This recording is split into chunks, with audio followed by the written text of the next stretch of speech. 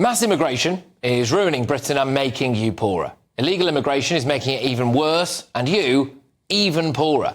Step forward, US Vice President J.D. Vance.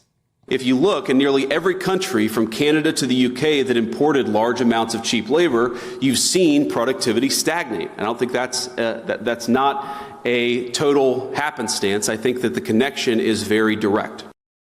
And he's absolutely right. Britain is stagnating. Despite importing about 1 million people last year, the economy is flatlining.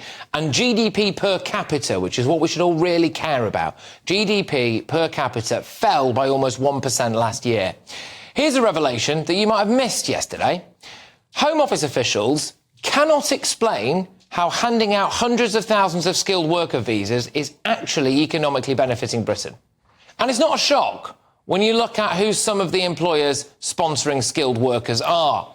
56 kebab houses, 83 businesses with halal in their name. One butcher alone sponsored 918 visas.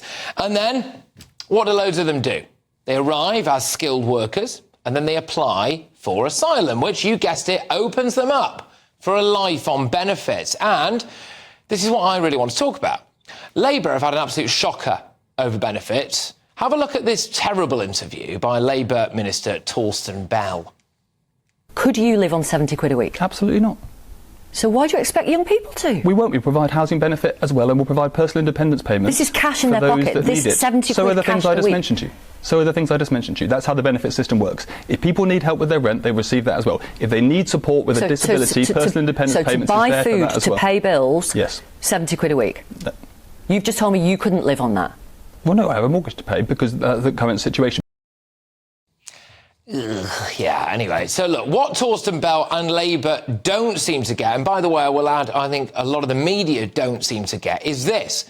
It's not just people on benefits who have to survive on 70 quid a week. No, I bet you right now that there are millions of people in Britain who go out, work every day, slave away, and by the time they've paid income tax, council tax, energy bills, ULEZ charges, rent, food bills, taxes, they are left with just about 70 quid a week.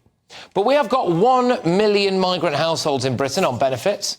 We spend £1.1 billion, apparently, on universal credit for refugee households. That was in 2024. If you are an illegal migrant, you can get free accommodation, phones, driving lessons, you name it, we'll give it to you. People are right on the brink financially. Businesses are being taxed more than ever. Pensioners are going cold. People who actually need benefits, in some cases, are having them cut. Farmers having to sell their land. Do you see what's happening here? The only people not getting worse off are legal and illegal immigrants. Let's go